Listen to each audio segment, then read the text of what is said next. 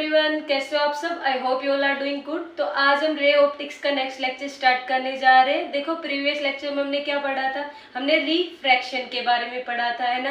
Reflection and refraction के बीच क्या difference होता है इसकी भी बात की थी। इसके अलावा हमने laws of reflection and refractive index, ये सारी बातें हम बात कर चुके थे। रिफ्रैक्टिव इंडेक्स क्यों मेजर करते थे हम, किस लिए जरूरी था, जिनको ये जानना है एक बार प्रीवियस लेक्चर देखो, उसके बाद आज का लेक्चर देख रहे हैं ना। क्यों, क्योंकि आज का लेक्चर में हम क्या बात करने वाले हैं, आज हम पढ़ेंगे real depth and apparent depth. देखो दोनों में डिफरेंस क्या होता है। कई बार आप लोग बकेट भर लेते हो, है ना, पानी की जो बाल्टी है उसको भर लेते हो, उसके अंदर जब आपको मग को देखते हो तो आपको क्या दिखते हो, मग थोड़ा सा ऊपर दिखता है ना। जैसे पानी की जो डेप्थ है पूरी, उससे थोड़ा ऊपर दिखेगा आपको, मतलब जितने पानी का लेवल है उतना नीचे नहीं दिखता ना, थोड़ा ऊपर दिखता है ना। तो इसका क्या रीजन है, किस वजह से होता है ना, तो ये है real depth and apparent depth का कंसेप्ट, है ना। ये किस वजह से होता है, ये होता है रिफ्रैक्शन ऑफ लाइट की वजह से। तो आज हम उसी के बारे में पढ़ेंगे। तो हेडिंग लगाओ, रियल डेप्थ या रियल एंड एपरेंट डेप्थ, है ना, एपरेंट डेप्थ।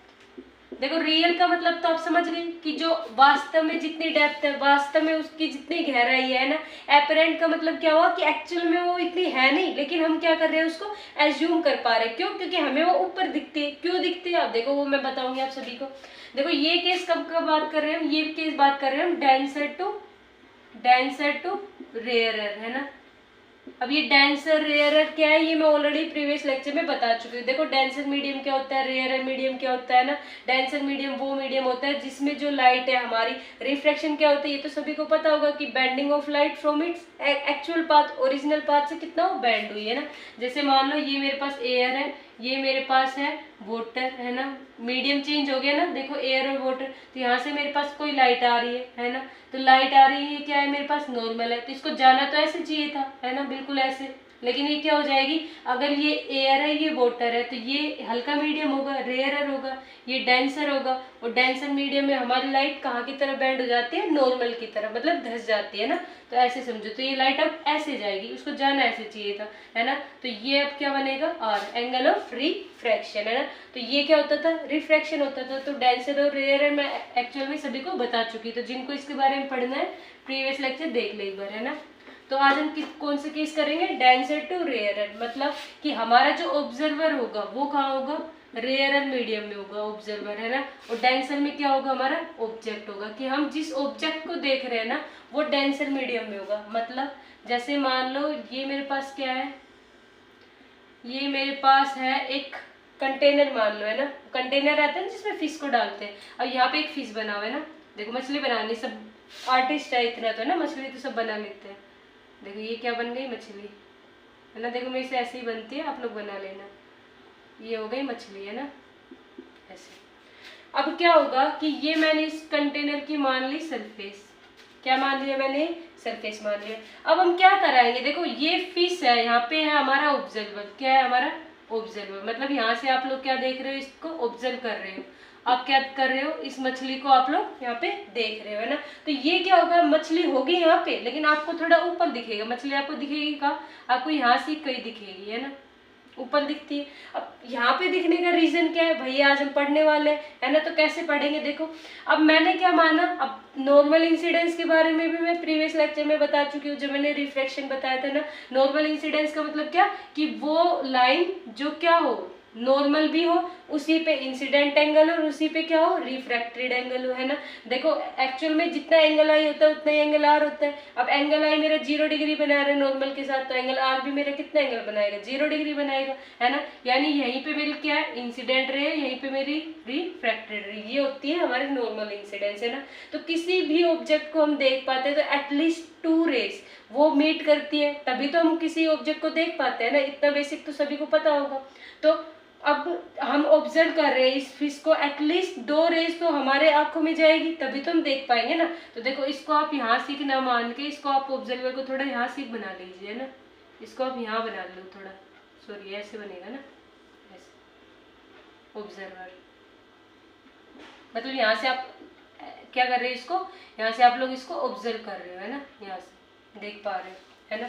तो देखो ये एक रे, इसको जस्ट इसके सामने जूम करना कि ये यहाँ से एक रे, ये वाली रे तो आपकी आंखों में जा रही है ना। देखो मैं इसको ना प्रॉपर इसके सामने बना देती हूँ ना, कुछ लोग कंफ्यूज हो जाएंगे। देखो ये एक रे है, मैंने बिल्कुल इसके जस्ट सामने बना दी यहाँ पे, है ना। तो एक रे तो ये इसके आंख में जाएगी, है ना। तो एक रे और जानी चाहिए, तभी तो हम इसको ऑब्जर्व कर पाएंगे। तो देखो एक और कहाँ से जाएगी, हमने क्या माना कि हमने एक रे थोड़ी यहाँ से मान ली, है ना, यहाँ से। इसको आंख को थोड़ा बड़ा बना लो, है ना, अच्छे से समझ में आना चाहिए प्रॉपर एकदम। तो एक रे तो मेरी ये जाएगी, और एक रे मान लो मैंने ये भेज दी इस पे, है ना, ये आंख में ही जा रही है, ऐसे समझ लेना, है ना। क्योंकि ये बात अभी मैं इसको और क्लोज बना दूंगी ना, फिर आपको दिखेगा नहीं है, बात ये है ना। तो अभी आप थोड़ा इसको आंख को थोड़ा बड़ा समझ लेना, इसको समझ। वैसे बहुत पास होती है ना, पैरा एक्सियल रेज होती है। कैसी रेज होती है, paraxial rays. Paraxial rays कौन सी होती है, जो आपस में एक दूसरे के कैसी दिखती हो, पैरेलल हो, जो कभी मीट ना करे। लेकिन अभी आपको ये पैरेलल दिख नहीं रही है ना, क्यों, क्योंकि अगर मैं पैरेलल बनाने लगी तो आपको समझ नहीं आएगा ना। तो अभी पैरेलल का मतलब है कभी नहीं मिलती, बिल्कुल आपस में एक दूसरे के पैरेलल चलते हैं, है ना, ऐसी रेज है हमारे पास। तो अब एक रे मेरी कहाँ गई, यहाँ पे गई, यानी कि ये फिश से मेरे पास क्या गई, एक रे गई, है ना। अब यहाँ पे क्या बनेगा, सरफेस पे नॉर्मल बनता है ना। अब मुझे बताओ ये कैसा मीडियम है, ये मीडियम है मेरे पास डेंसर मीडियम, है ना। क्यों, क्योंकि वाटर है यहाँ पे, है ना।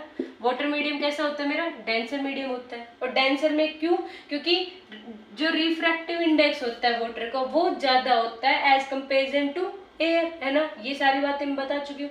तो ये होता है डेंसर मीडियम। तो मेरी रे कहाँ से कहाँ जा रही है, डेंसर से रेयर जा रही है, डेंसर से रेयर जाती है। और जब भी मेरी रे डेंसर से रेयर जाती है तो क्या होती है, बैंड अवे फ्रॉम नॉर्मल, है ना, बैंड अवे फ्रॉम नॉर्मल। ये भी बता चुकी हूँ आपको, है ना, कि वो क्या होगी, नॉर्मल से दूर जाएगी। तो इसको जाना, देखो ये क्या बन गई मेरी यहाँ पे, नॉर्मल बन गई है। ये क्या बन गई मेरी यहाँ पे, नॉर्मल बन गई है। नॉर्मल का मतलब होता है परपेंडिकुलर, ये सरफेस है, इस पर परपेंडिकुलर गिराना, है ना। तो ये नॉर्मल का मतलब होता है। तो इसको जाना तो ऐसे चाहिए था भाई, ये ऐसे जा रही थी तो ऐसे ही जाना चाहिए था ना इसको, ऐसे इस लाइन में। लेकिन क्या होगी, नॉर्मल से बैंड हो जाएगी, यानी कि ऐसे जाएगी कुछ, है ना।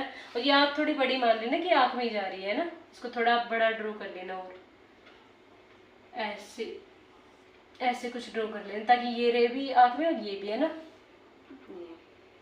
समझ में आई इतनी बात, है ना, कि ये जानी तो ऐसे चाहिए थी स्ट्रेट एकदम ऐसे, लेकिन ये बैंड हो गई। क्यों, क्योंकि डेंसर से कहाँ जा रही है, रेयर जा रही है ना। इतनी बात समझ में आ गई। तो मैं अब इसको इरेज कर दूँ सारे को, है ना। मैं क्या कर देती हूँ, इस चीज को इरेज कर देती हूँ, है ना। ये अब एक चीज मुझे बताओ कि अब ये दो रेज मिलेंगी कहीं पे, तभी तो हमें वो ऑब्जेक्ट दिखाई देगा, है ना। अब पीछे ऑब्जर्वर है, अब उसको क्या पता कि ये रे कहाँ से आ रही है, उसको तो नहीं पता ना ये रे कहाँ से आ रही है। तो वो क्या एज्यूम करेगा, वो एज्यूम कर लेगा कि ये रे, अगर मैं इसको एक्सटेंड कर दूं तो वो रे यहाँ से आ रही है, यहाँ पे कोई ऑब्जेक्ट रखा हुआ है, यहाँ से दो रे जा रही है। यहाँ पे क्या रखा हुआ है मेरे पास, कोई ऑब्जेक्ट रखा हुआ है यहाँ पे मेरी क्या है, फिश है। उसको तो यही लगेगा ना कि हमारी फिश कहाँ पे है, यहाँ पे है। क्यों, क्योंकि उसको तो ये रे, देखो ये रे यहाँ से जा रही थी, लेकिन ये बैंड हो गई, किस वजह से, रिफ्रैक्शन की वजह से, है ना। डेंसर टू रे जा रही तो अवे फ्रॉम नॉर्मल बैंड हुई, है ना। तो उसको क्या लगेगा कि ये रे कहाँ से आ रही है, यहाँ से आ रही है, तो उसको ये ऑब्जेक्ट यहाँ पे नजर आएगा। तो इस चीज को हम, इस डेप्थ को, ये जो वैल्यू है ना, इसको मैं मान ले रही हूँ y। क्या मान ले रही हूँ मैं, y मान ले रही हूँ। इस y को हम क्या बोलते हैं, इस y को हम बोलते हैं एपेरेंट डेप्थ, है ना। इसको हम क्या बोलते हैं, एपेरेंट डेप्थ। की एक्चुअल में डेप्थ है नहीं, लेकिन हम क्या कर रहे हैं, इसको एज्यूम कर रहे हैं ना। तो ये है y, और जो एक्चुअल डेप्थ थी इसकी, है ना, ये वाली, ये यहाँ से पूरी यहाँ तक, इसको मैंने मान लिया x। ये क्या है, मेरी रियल डेप्थ, है ना। ये क्या है, मेरी रियल डेप्थ। की एक्चुअल में थी फिश यहाँ पे, लेकिन दिख कहाँ रही है, मैं यहाँ पे। समझ में आया किस वजह से दिख रही है, इतनी समझ में आ गई। बस अब कैलकुलेशन पार्ट है ना। कैलकुलेशन कैसे करेंगे, देखो अब यहाँ पे क्या हो रहा है, देखो रिफ्रैक्शन हो रहा है ना। रिफ्रैक्शन डेंसर से रेयर जा रही है, और कितना हो रहा है, कितनी स्पीड ऑफ लाइट चेंज हो रही है, कितना नॉर्मल से वो बैंड हो रहा है। ये सारी बातें मैंने बताई थी, कैसे कैलकुलेट करते हैं हम, कैसे मेजर करते हैं कि कितनी ऑप्टिकल डेंसिटी में चेंज आया है ना। अब ऑप्टिकल डेंसिटी क्या होता है, नई टर्म आ गई, प्रीवियस लेक्चर में बताया, देख लेना, है ना। तो देखो अब ये सारी चीजें हम कैसे कैलकुलेट करेंगे, with the help of Snell's law, है ना। अब स्नेल्स लॉ क्या बोलता है, स्नेल्स लॉ, है ना, स्नेल्स लॉ। देखो स्नेल्स लॉ क्या बोलता है, ये भी हम पढ़ चुके हैं कि mu of 2 with respect to first, है ना, यानी म्यू का मतलब क्या होता है, रिफ्रैक्टिव इंडेक्स, तो refractive index of second with respect to first. अब 2 क्या है यहाँ पे, कौन सा मीडियम हमारे पास, वाटर है, तो इस 2 की जगह मैं क्या लिख देती हूँ, W लिख देती हूँ, है ना, और 1 की जगह मैं क्या लिख देती हूँ, A, यानी एयर लिख देती हूँ, है ना। तो mu of water with respect to air किसके इक्वल आता है, देखो ध्यान से बताना है, देखो डेंसर से रेयर है, अगर रेयरर से डेंसर होता यानी एयर से अगर वाटर में जा रहा होता तब हम क्या लिखते, तब हम लिखते sine i by sine r, है ना, लेकिन अब हम क्या लिखेंगे, अब हम लिखेंगे साइन आर बाई साइन आई, है ना। समझ रहे हो बात को, क्यों लिखेंगे, क्योंकि अब देखो एंगल की बात कर लेते हैं हम, है ना, ये क्या थी मेरी इंसिडेंट रे, है ना, इंसिडेंट रे और नॉर्मल के बीच में कितना एंगल बनता है, एंगल आई, क्या बनेगा मेरा ये एंगल आई, ये एंगल आई है तो ये भी कितना होगा मेरा आई होगा, क्यों होगा, क्यों होगा, अल्टरनेट इंटीरियर एंगल, ये आई है तो ये भी क्या होगा मेरा आई होगा, अब ये आई है तो ये भी आई होगा ना भाई, कोरेस्पोंडिंग एंगल। और वैसे भी दूसरे तरीके से आप समझ सकते हो कि अब ऑब्जर्वर के लिए इंसिडेंट रे तो यहाँ से आएगी, उसको तो यही लगेगा ना यहाँ से आ रही है, तो यहाँ पे और नॉर्मल के बीच में एंगल कितना बनेगा, इंसिडेंट, यहाँ से भी आप समझ सकते हो ना, यानी कि ये जो एंगल है ये वाला, ये भी कितना होगा आई होगा, है ना, बात समझ में आई, ये आई था तो ये आई है, ये है तो कोरेस्पोंडिंग से ये आई हो गया, है ना। अब रिफ्रैक्शन की बात कर लेते हैं, है ना, रिफ्रैक्टेड रे की बात कर लेते हैं, तो ये एंगल बताओ मुझे, ये जो मेरी लाइट बैंड हुई है ये और नॉर्मल के बीच में ये वाला एंगल, ये क्या होगा मेरा आर होगा, एंगल ऑफ रिफ्रैक्शन, ये आर है तो ये वाला एंगल कितना होगा, ये वाला, ये भी क्या होगा मेरा आर होगा, है ना, समझ में आ रही है बात, ये वाला भी कितना होगा मेरा आर होगा, ये वाला, है ना, तो ये आर क्यों होगा, कोरेस्पोंडिंग एंगल से, है ना, ये देख रहे हो आप स्ट्रेट लाइन सी बन रही है ना, ऐसे, समझ में आई, ये वाला आ रहा है। तो अब क्या करना है, सिर्फ कैलकुलेशन करना है, नेमिंग कर दो, इसको मैंने पॉइंट को मान लिया ए, इस पॉइंट को आप लोग मान लो बी, है ना, इस पॉइंट को आप लोग मान लो सी मान लो, और इस पॉइंट को आप लोग मान लो डी मान लो। तब तो बस कैलकुलेशन करनी है, साइन आर और साइन आई की वैल्यू कैलकुलेट करनी है बस। तो साइन आर की वैल्यू कहाँ से कैलकुलेट करोगे, साइन आर की वैल्यू बिल्कुल यहाँ से कैलकुलेट करोगे, इस वाले ट्राइंगल से ए सी और बी, है ना, यानी ट्राइंगल ए सी बी से आप क्या करोगे, साइन आर की वैल्यू कैलकुलेट करोगे। साइन क्या होता है, परपेंडिकुलर अपॉन हाइपोटेन्यूज, परपेंडिकुलर क्या हो जाएगा, ये वाला, ये जो डिस्टेंस है ये क्या हो जाएगी मेरी परपेंडिकुलर, क्यों, क्योंकि एंगल मेरा ये बन रहा है, जहाँ पे एंगल बनता है वो किस किस के बीच बनता है, बेस और हाइपोटेन्यूज के बीच बनता है, उसके सामने वाला क्या होता है, परपेंडिकुलर होता है, यानी ए बी अपॉन में हाइपोटेन्यूज क्या हो जाएगा मेरे पास सी बी, है ना, क्या हो गया मेरे पास सी बी, ये वैल्यू आ गई साइन आर की। ऐसे ही साइन आई की कैलकुलेट कर लो, साइन आई की यहाँ से आ जाएगी according to triangle A D B, है ना, तो ट्राइंगल ए डी बी, यहाँ से साइन आई की वैल्यू कैलकुलेट कर लो, साइन आई की वैल्यू क्या आ जाएगी, देखो वही परपेंडिकुलर अपॉन हाइपोटेन्यूज, ये पूरी हाइपोटेन्यूज हो गई, यानी कि ए बी अपॉन में डी डी बी, है ना, कुछ देखो रटना नहीं है ना, कहीं पे कुछ नहीं रट रहे हैं ना। तो देखो म्यू यानी refractive index of water with respect to air is equal to sine r by sine i, sine r की वैल्यू क्या है A B by C B, put कर दो A B by C B. अब देखो divide में क्या करोगे, A B by D B, तो मैं ऊपर क्रॉस मल्टीप्लाई करके लिख दूं D B by A B, देखो इसमें तो दिक्कत नहीं होगी ना, अरे ऐसे लिखोगे ना A B by C B, इसके डिवाइड में आप लोग A B by D B लिखोगे तो ये ऊपर नहीं चला जाएगा, रेसिप्रोकल हो गया ना, तो वही चीज लिखी है ना। तो देखो ए बी से ए बी कैंसिल हो गया, तो हमारे म्यू ऑफ यानी refractive index of water with respect to air, refractive index of water with respect to air कैसे लिखते हैं बताया है मैंने, है ना। तो refractive index of water with respect to air is equal to D B by C B. D B की क्या वैल्यू थी, डी बी की क्या वैल्यू थी डी बी। अब देखो मैंने शुरू में ही क्या बताए थे, रे कैसी है मेरी पैराक्सियल रे है, पैराक्सियल रे का मतलब क्या होता है पैरेलल जाती है ना। अभी मैं यहाँ से दिखा नहीं क्योंकि बहुत क्लोज होते हैं, अगर मैंने इतना क्लोज बना दी तो मैं आपको समझा नहीं पाती है ना डायग्राम, तो ये एक्चुअल में बहुत क्लोज होते हैं, तो पैराक्सियल रेज होती है, यानी ये जो मेरी डिस्टेंस है ये लगभग इतने डिस्टेंस के इक्वल आएगा, है ना, समझ रहे हो बात को, पैरेलल होती है तो ये डिस्टेंस दोनों बराबर है ना। तो यानी मेरा डी बी की वैल्यू किसके बराबर है ए डी के, और ए डी की वैल्यू क्या आती है मेरी एक्स, है ना।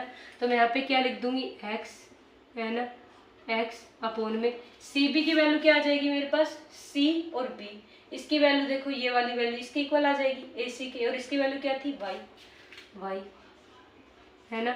यानी मेरे पास mu of W with respect to air is equal to X upon Y. यही तो मुझे कैलकुलेट करना था। ये क्या है मेरे पास, ये है मेरे पास रियल डेप्थ, है ना, और ये वाई क्या है मेरे पास, एपरेंट डेप्थ। ये क्या है मेरे पास, एपरेंट डेप्थ। यही तो कैलकुलेट करना था मुझे। देखो समझ में आया कि ये फिश है, ये एक्चुअल में थी तो यहाँ पे, लेकिन हमें यहाँ पे दिखाई दे रही है। क्यों दिखाई दे रही है, क्योंकि डेंसर से रेयर एंड मीडियम में लाइट जो है हमारी इंसिडेंट रे वो नॉर्मल से अवे बैंड होती है, तो वो नॉर्मल से अवे बैंड हो गई। हमें क्या दिखेगा कि भाई वो यहाँ से आ रही है, हमें क्या पता कहाँ से आ रही है ना, तो ये दो रेज हमें लगेगा यहाँ पे मीट कर रही है ना, तो हमें ये ऑब्जेक्ट यहाँ पे दिखाई देता है। इसकी कैलकुलेशन यहाँ पे समझ में आया, छोटा था कंसेप्ट, है ना। अब इसका सेकंड पार्ट और भी छोटा है जिसमें हम बात करेंगे रेयर से डेंसर। अभी तो हमने डेंसर टू रेयर बात की, उसमें हम बात करेंगे रेयर टू डेंसर, है ना। इतना नोट करो। देखो इतनी बात समझ में आई, है ना, इजी था ना। अब हम बात कर लेते हैं किसकी, रेयर टू डेंसर की, है ना। अभी तो हमने क्या देखा कि जो हमारी इंसिडेंट रे है वो किसकी तरफ बैंड हो जाती है, नॉर्मल की तरफ बैंड हो जाती है ना। लेकिन अब जब हम पढ़ेंगे तो हम उसमें क्या देखेंगे कि वो अवे फ्रॉम नॉर्मल हो जाएगी, है ना। सॉरी, इसमें क्या था, अवे फ्रॉम नॉर्मल हो रही थी, लेकिन अब जो हम देखेंगे उसमें क्या देखेंगे कि वो नॉर्मल की तरफ बैंड हो जाती है। देखो कैसे, सेकंड केस है ना। अब इसमें क्या पढ़ेंगे हम, इसमें हम पढ़ेंगे कि रेयर टू डेंसर, है ना। यानी कि इस बार हम क्या कर रहे हैं, इस बार हम मछली को नहीं देख रहे, मछली बाहर के इंसान में हो गए या फिर बर्ड्स हो गए उनको देखने की कोशिश कर रही है ना। यानी इस बार ऑब्जर्वर हमारा कहाँ पे है, हमारा वाटर के अंदर है ना, और ऑब्जेक्ट हमारा कहाँ है, स्काई के अंदर है ना। यानी कि मैं वापस से बना लूँ, है ना, मैं क्या बना लेती हूँ, वापस से कंटेनर बना लेती हूँ, है ना। देखो इतनी ड्राइंग तो है मेरी, है ना। तो ये क्या बन गया, कंटेनर बन गया। यहाँ पे क्या है, फिश है मेरे पास, मान लो, है ना। ये क्या है मेरे पास, फिश है ना। तो अब मैं क्या कर रही हूँ, देखो ये मैंने इसकी क्या बना दी, यहाँ पे ये मैंने बना दी इसकी सरफेस, है ना। इस बार ये जो मछली है मेरी, ये जो मछली है मेरी, है ना, ये किसको देखने की कोशिश कर रही है, ये बर्ड्स को देखने की कोशिश कर रही है। मान लो यहाँ पे मेरे क्या है, बर्ड्स है ना, पक्षी है, यहाँ पे बना दिया मैंने, है ना, पक्षी उड़ रहे हैं मेरे, है ना, लाइन से उड़ते हैं, देखो डिसिप्लिन उनमें, है ना।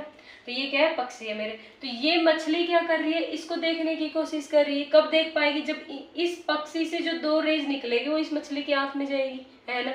समझ रहे हो बात को। तो एक रे तो आप बिना कहे नॉर्मल इंसिडेंस बना लो कि ये कहाँ जा रही है, मछली की आंख में जा रही है। ऐसे मान लो कि मछली की आंख में जा रही है ना। इसको आप थोड़ा बड़ा बना लो एकदम, है ना, पूरे में ऐसे, यानी कि ऐसे मान लेना कि ये कहाँ जा रही है, मछली पे फॉल कर रही है ना, यहाँ पर मान लेना, बड़ा बना लेना थोड़ा सा ना। तो ये एक तो नॉर्मल इंसिडेंस हो गई। नॉर्मल इंसिडेंस का मतलब जब एंगल आई, एंगल आर कितना हो, 0 डिग्री हो विद रिस्पेक्ट टू नॉर्मल। बात समझ में। एक रे मेरी इस बर्ड से जाएगी, है ना, पैराक्सियल रेज ये। अब मुझे बताओ यहाँ पे क्या बनेगा, नॉर्मल बनेगा। जब भी लाइट मेरी रेयर से कहाँ जाएगी, डेंसर में, यानी हल्के मीडियम से कैसे जाएगी, हैवियर मीडियम में जाएगी, तो बैंड टुवर्ड्स द नॉर्मल होती है ना। यानी इसको जाना तो चाहिए था ऐसे, लेकिन ये नॉर्मल की तरफ बैंड हो जाएगी, यानी ऐसे आएगी इसकी आंखों पे। समझ रहे हो बात को, कि जाना तो इसको ऐसे चाहिए था, ऐसे यहाँ पे ऐसे, है ना, आगे, लेकिन ये इसकी तरफ बैंड हो जाएगी नॉर्मल की तरफ। क्यों, क्योंकि मीडियम का डिफरेंस आ चुका है यहाँ पे, है ना।